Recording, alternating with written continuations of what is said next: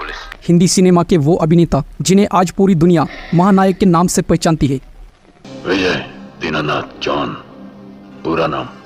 1970-80 के दौर में एंग्री यंग मैन के नाम से दहलका मचाने वाले वो एक्टर जिन्होंने अपनी 6 दशक करियर में वो सब कुछ मुमकिन कर दिखाया जो दूसरे एक्टर को नामुमकिन सा लगता था। इलाहाबाद के एक जाने माने कवि हरिवंश राय बच्चन के घर में पैदा हुए वो शख्सियत जिनकी फिल्मों की शुरुआत भले ही निराशजनक रही, लेकिन फिर इन्होंने जो कामयाबी हासिल करी उसका मुकाबला आज तक कोई और एक्टर नहीं कर पाया और आज भी ये फिल्मों में उसी शिद्दत से काम करते नजर आते हैं। संतोष, अग्रवाल साहब को चेक दे दो। लेकिन आप जानते हैं कि फिल्मों के शहंशाह ने इस कामयाबी को हासिल करने में जिन लोगों की मदद ली उनमें से ज्यादातर लोगों से इन्होंने रिश्ता तोड़ दिया और उनके बुरे वक्त में उनके काम नहीं आए। नहीं, बात जरा ऊंचे लेवल की है। आइए मुंशी जी। क्या आपको पता है इनके अपने सगे भाई जिन्होंने इनके एक्टर बनने से लेकर सुपरस्टार बनने और बिजनेस खड़ा करने में भी इनका पूरा साथ दिया, अमिताभ ने उनसे भी रिश्ता तोड़ दिया और कई सालों तक उनसे बात भी नहीं की। आज मेरे पास बिल्डिंगें हैं, प्रॉपर्टी है, बैंक बैलेंस है, बंगला है, गाड़ी है। और क्या आप यकीन करोगे कि चाहे वो फिल्म इंडस्ट्री का इनका कोई सीनियर या दोस्त रहा हो, इनकी गर्लफ्रेंड या फिर राजनीति में इनको सत्ता का सुख दिलवाने वाले, इनके पॉलिटिकल करियर को साथ देने वाले, लगभग सभी ने इनकी एहसान फरामोश की बात कही और इनके रवैये से काफी नाराज हुए। दुश्मन से अगर फायदा हो तो उसको अपना दोस्त बना लो। तो क्यों दुनिया के लिए प्रेरणा स्रोत माने जाने वाले इतने बड़े स्टार पर इतने लोगों को धोखा देने का आरोप लगा और इनके करीबियों ने भी कई बार इनको बुरा भला कह दिया। नाकाम पुलिस वाले हो, एक नाकाम पुलिस वाले। बताएंगे इनसे जुड़ी ये तमाम कहानियां। आप बने रहिए हमारे साथ। दोस्तों, वीडियो पसंद आए तो वीडियो को एक लाइक जरूर करें। हम भी वो हैं जो कभी किसी के पीछे नहीं खड़े होते, जहां खड़े हो जाते हैं। दोस्तों, आज के अपने शो में हम बात करने वाले हैं हिंदी इंडस्ट्री के सबसे फेमस, चर्चित और सुपरस्टार एक्टर अमिताभ बच्चन के बारे में।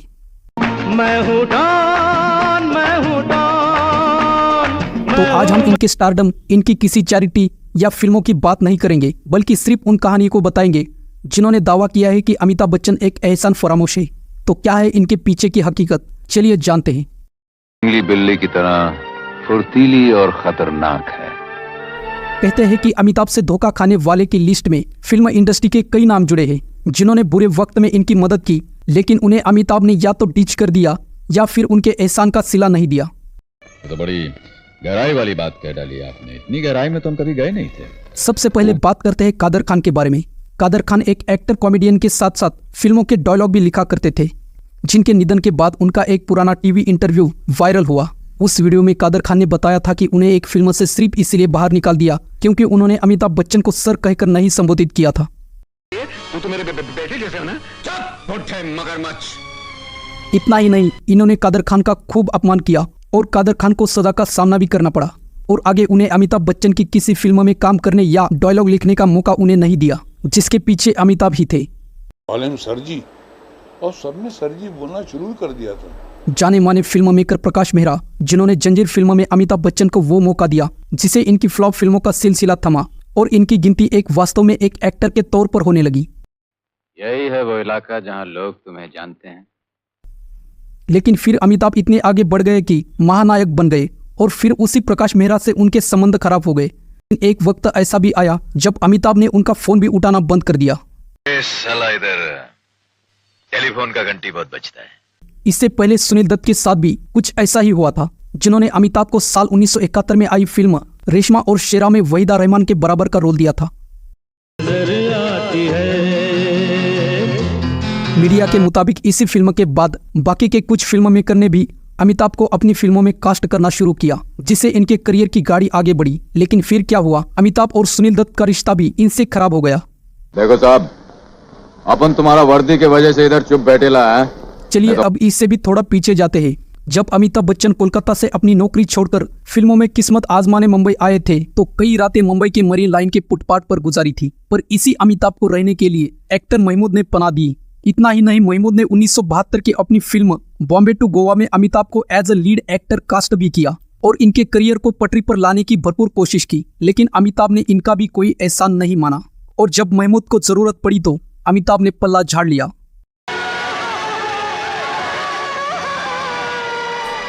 महमूद ने तो खुलकर अपने एक इंटरव्यू में यह भी बात कही कि वो एक तरफ से अमिताभ के सेकंड फादर बने थे, लेकिन वक्त ने अमिताभ ने उनसे भी पल्ला झाड़ लिया। महमूद कहते थे कि अमिताभ, जो तुमने मेरे साथ किया और किसी के साथ मत करना, मेरे बाद वफा का धोखा और किसी को मत देना, लोग करेंगे जिक्र तेरा तो सर मेरा झुक जाएगा। और जब अमिताभ ने महमूद से ही कोई मतलब नहीं रखा तो भला उनके बेटे से क्या रखते। इसलिए महमूद साहब के बेटे लकी अली ने 90 के दशक में अपने एक म्यूजिक वीडियो की सॉन्ग की लॉन्चिंग में अमिताभ से मदद मांगी तो अमिताभ ने उनसे भी सीधे मुंह बात नहीं की। तब अमिताभ बच्चन की प्रोडक्शन हाउस ABCL से लकी थोड़ा हेल्प चाहते थे। तो मैं तेरा सर तेरे धड़ से कब का अलग कर चुका होता। चलिए अब इनके सगे छोटे भाई इनसे मिले धोखे की बात कर लेते हैं। बताया जाता है कि अमिताभ के एक्टिंग करियर की शुरुआत का क्रेडिट काफी हद तक इनके भाई अजिताभ को जाता है, जिन्होंने अमिताभ की फोटोज को प्रोड्यूसर के पास भेजना शुरू किया था और फाइनली ये सेलेक्ट हुए थे। आगे चलकर अजिताभ अपने एक्टर भाई के मैनेजर बन गए और इनके पैसे रुपए फिल्में करने और छोड़ने का फैसला सब कुछ देखने लगे। लेकिन जब अमिताभ ने पॉलिटिक्स का रुख कर लिया तो नाराज होकर अजिताभ लंदन चले गए और इनके पत्नी के साथ मिलकर वहां पर अपना बिजनेस खड़ा किया। लेकिन जब फोर्स स्कैम में अमिताभ बच्चन का नाम आया तो इसका बुरा असर अजिताभ के बिजनेस पर भी पड़ा और उन्हें लंदन छोड़कर बेल्जियम जाना पड़ा। हालांकि बाद में रिश्ते सुधरे और आगे चलकर जब अमिताभ ने एक कंपनी ABCL खोली तो उसमें अजिताभ को भी पार्टनरशिप दी। लेकिन कुछ साल में ये कंपनी भी लॉस में चलने के कारण डूब गई। इस वजह से भी दोनों भाई के बीच और दूरी बढ़ गई। बताया जाता है कि उस समय पिता हरिवंश राय बच्चन के सामने ही दोनों भाई एक दूसरे के साथ बात करते थे और उनके निधन के बाद दोनों में खटास इतनी बढ़ गई कि भाइयों में बातचीत भी बंद हो गई। फिर तो घर के बड़े फंक्शन में भी सगे भाई अजिताभ शामिल नहीं होते थे। फिर काफी साल बाद में साल 2012 में ये दोनों साथ दिखे। चल चल मेरे भाई तेरे हाथ जोड़ता हूँ। इनके करीबी जानने वाले बताते हैं कि इस रिश्ते की कड़वाहट में अमिताभ ही ज्यादा कसूरवार थे, जिन्होंने हमेशा अपने भाई से सिर्फ फायदे ही लिए और इनके स्टारडम का फायदा भले अजिताभ को नहीं मिल सका, लेकिन अमिताभ की वजह से उन्हें कई बार नुकसान जरूर झेलना पड़ा। तुम्हारा हमारा लड़ाई में जीत इसका नहीं, इसका होगा। इस लिस्ट में अगला नाम आता है अमिताभ बच्चन के बहुत करीबी उनके दोस्त अमर सिंह का, जिन्होंने पॉलिटिक्स में अमिताभ बच्चन के लिए तब नए रास्ते खोले थे जब अमिताभ को वास्तव में मदद की सख्त जरूरत थी। लेकिन कुछ साल बाद अमर सिंह से भी अमिताभ के रिश्ते खराब हो गए। फिर एक बार अमर सिंह ने अमिताभ पर अपनी पूरी भड़ास निकाल देते हुए BBC से बातचीत में कहा, अमिताभ को मैं अपने परिवार का मानता था, मैंने बुरे वक्त में उनकी मदद की, लेकिन उन्होंने बुरे वक्त में मेरी तरफ देखा भी नहीं, उनके परिवार में सिर्फ मेरा इस्तेमाल किया। और अमिताभ ने ऐसा केवल मेरे साथ ही नहीं किया बल्कि गांधी परिवार के साथ भी किया। अमिताभ बच्चन के 3 पीढ़ियों के संबंध गांधी परिवार के साथ थे जो अब नहीं रहे। लेकिन अमर सिंह सिर्फ अमिताभ बच्चन से ही नहीं बल्कि जया बच्चन को लेकर भी कई खुलासे किए। से बहुत डरते हैं और जो उनकी स्क्रीन इमेज है एंग्री अमर सिंह के मुताबिक अमिताभ बच्चन ने कहा कि जो आचरण जया बच्चन ने आपके साथ किया उसके लिए मैं माफी मांगता हूं, लेकिन आप ये गलती कर रहे हैं कि जया को राजनीति में ले जा रहे हैं। वो स्थिति प्रज्ञ महिला नहीं, वो अपने किसी एक बात पर कायम नहीं रहती है। अमर सिंह के मुताबिक अमिताभ ने जया बच्चन के कई उटपटांग कारनामे गिनवाई और अपनी पत्नी के लिए बहुत कुछ उल्टा सीधा बोला। अमर सिंह ने आगे कहा, अमिताभ ने कभी खुशी कभी गम के सेट पर सार्वजनिक रूप से जया बच्चन द्वारा की गई अपनी बेइज्जती का भी जिक्र किया और इस घटना के बाद उन्होंने कसम खाई कि वो इनके साथ कभी अभिनय नहीं करेंगे।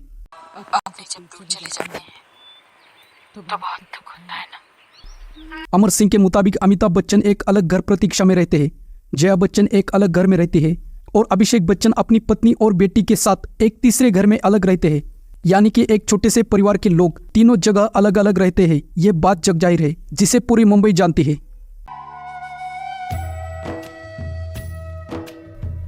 फिल्मी गलियारों के एक्सपर्ट बताते हैं कि जब अमिताभ बच्चन चौतरफा कर्ज में डूबे हुए थे तो बड़े बड़े बिजनेसमैन और टाइकून से हेल्प मांगी, लेकिन तब किसी ने इनकी तरफ ही नहीं देखा। उस वक्त यश चोपड़ा ने इनकी मदद की, जिसे अमिताभ ने भी कई बार बताया था। लेकिन अमर सिंह ने इन दोनों को लेकर भी एक दावा किया और वो दावा ये था, मुझे याद है कि मोहब्बत की शूटिंग के बाद अमिताभ आते थे तो यश चोपड़ा की खूब बुराई करते थे।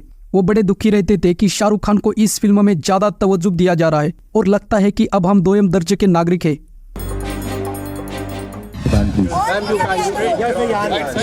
इन फिल्म मेकर्स में एक नाम फरहान अख्तर का भी आता है, जिन्होंने अमिताभ से एटीट्यूड से तंग आकर एक बार कह दिया था कि निर्देशक मैं हूँ, आप नहीं, आप अपने काम से काम रखिए।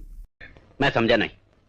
औलाद अगर अच्छी है, अक्लमंद है, लायक है। खैर, इसके अलावा भी अमिताभ को कई लड़कियों को धोखा देने की या उनके साथ बुरा करने का आरोप समय समय पर लगता रहा, जिसमें अपनी पत्नी जया बच्चन की शादी में चीट करने का गंभीर आरोप तो जगजाहिर ही था, जिसे अमिताभ बच्चन सालों से बेशर्मी से करते रहे। लेकिन इनके साथी रेखा और परवीन बाबी इन दोनों को धोखा देने का आरोप भी अमिताभ पर लगा। कहा जाता है कि इन दोनों से अमिताभ ने लंबे समय तक रिश्ता रखा और फिर अपने हिसाब से इन्हें छोड़ दिया। अपना बना के रखेंगे। अब मेरा मतलब है कि ठप्पा मार के मुहूर्त निकलवा के रजिस्ट्रेशन करवाएंगे। लेकिन हद तो तब हो गई जब पत्नी जया को खुलेआम धोखा दे रहे अमिताभ बच्चन ने अपनी गर्लफ्रेंड रेखा को भी चीट करना शुरू कर दिया और फिल्म लावारिस में साथ काम कर रही एक ईरानी डांसर से इश्क फरमाने लगे।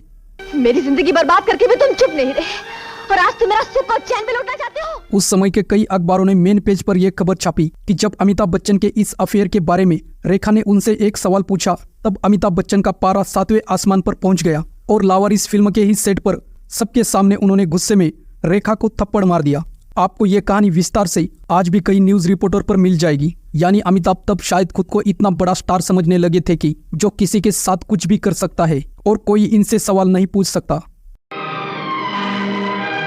क्या बात है, उस तरफ कोई खास चीज है? आपको बता दें कि इस धोखे वाले मुद्दे पर अमिताभ ने एक इंटरव्यू में भी इसी तरह अपना आपा खो दिया था। इस बात का खुलासा पत्रकार करण थापड़ ने अपने किताब में डेविल से एडवोकेट द अनटोल्ड स्टोरी में किया है, जिसमें करण थापड़ ने लिखा था कि इनके एक्स्ट्रा मैरिटल अफेयर के बारे में पूछा गया तो अमिताभ काफी ज्यादा भड़क गए थे।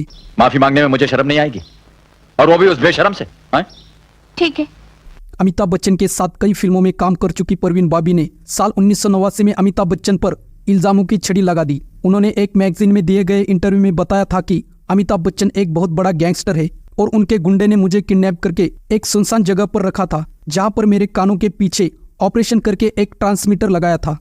परवीन बाबी ने अमिताभ बच्चन पर केस भी किया था जिसमें उन्होंने दावा किया कि अमिताभ मुझे जान से मरवा देंगे। हालांकि कोर्ट में साबित ना होने की वजह से इस मामले में अमिताभ बच गए थे और बाद में परवीन बाबी को मानसिक रूप से बीमार करार देकर उनके दावे को खारिज किया गया। हालांकि परवीन को कोई वास्तव में मानसिक बीमारी थी या उनकी बातों में कोई सच्चाई थी ये कहना मुश्किल है। तो सिर्फ धोखा ही नहीं बल्कि कुछ लोगों का करियर बर्बाद करने में या उन्हें फिल्म से बाहर करवाने के आरोप भी अमिताभ पर लगे। 90 के दशक में स्टार टीवी पर अमूल इंडिया नाम से एक शो आता था जिसमें एक्ट्रेस पूजा बेदी ने अमिताभ का इंटरव्यू लिया। इसमें मजाक मजाक में उन्होंने अमिताभ से उनके बालों और दाढ़ी के अलग अलग कलर को लेकर एक सवाल पूछ दिया जिस पर अमिताभ बच्चन भड़क गए। उन्होंने घर जाने के बाद चैनल में फोन किया और इस एपिसोड के टेलीकास्ट पर ही रोक लगा दी। इतना ही नहीं, चैनल पर दबाव डालकर अमिताभ ने पूजा बेदी को उस शो से निकाल देने को कहा। ये पूरी घटना खुद पूजा बेदी ने अपने एक इंटरव्यू में बताई थी और साथ ही अमिताभ को बिग बुली बुलाते हुए एक लंबा चौड़ा एक ओपन लेटर भी लिखा था जिसमें कहा था कि मैंने आपसे ऐसा क्या पूछ लिया जो आप नाराज हो गए। आपसे ना मैंने वो फोर्सेस कैम्प के बारे में पूछा, ना ABCL के बारे में पूछा और ना ही आपके अफेयर के बारे में पूछा। मैंने तो सिर्फ बालों की डाई के बारे में पूछा था जिसके कारण आपने मेरा इंटरव्यू रुकवा दिया। इस लिस्ट में एक और नाम शामिल है शक्तिमान सीरियल के मुकेश खन्ना का, जिन्होंने 80 के दशक में एक विज्ञापन में काम किया था जो बहुत फेमस हो गया। उस एड को थिएटर के फिल्मों के बीच में चलाने जाने लगा। मुकेश खन्ना ने अपने एक इंटरव्यू में यह भी बताया था कि एक दफा जब अमिताभ बच्चन अपने दोस्तों के साथ फिल्म देखने थिएटर में गए थे और वो एड चलने लगा तो काफी नाराज हो गए और कहा कि साला कॉफी करता है। दरअसल ये बात मीडिया में फैल गई और मुकेश खन्ना के हाथ से कई फिल्में छीन गई और लोगों ने उन्हें यह भी कहकर ट्रोल करना शुरू कर दिया कि ये तो अमिताभ बच्चन की कॉफी करता है।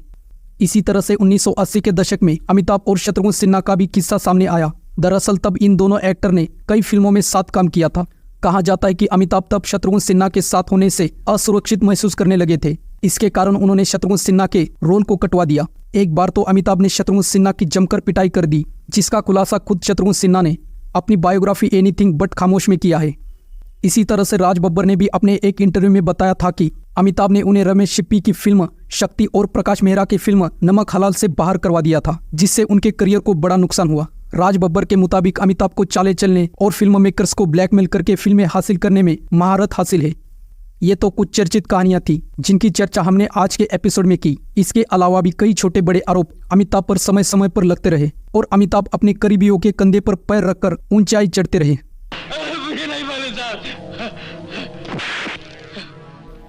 हम ये नहीं कह सकते कि अमिताभ ने अपनी जिंदगी में किसी की मदद नहीं की होगी या किसी के साथ कुछ अच्छा नहीं किया होगा, जरूर किया होगा, लेकिन इनके 6 दशक के करियर में इनसे ये जुड़े नकारात्मक हिस्से उन अच्छे कामों पर हावी रहे जिनकी चर्चा हमने आज के इस एपिसोड में की। हमारा मकसद किसी को डिफेम करना नहीं, बल्कि ये बताना है कि जिन्हें करोड़ों लोग अपना आइडियल मानते हैं, उनकी ये ज्यादा जिम्मेदारी होती है कि वो अपने फॉलोअर के साथ सामने एक मिसाल पेश करे। वो अपने फॉलोअर के साथ उनके सामने एक मिसाल पेश करे, वरना गलतियां तो हर इंसान करता है। तो दोस्तों, आप इस मुद्दे पर क्या कहना चाहते हैं? अपनी राय कमेंट बॉक्स में जरूर बताइएगा।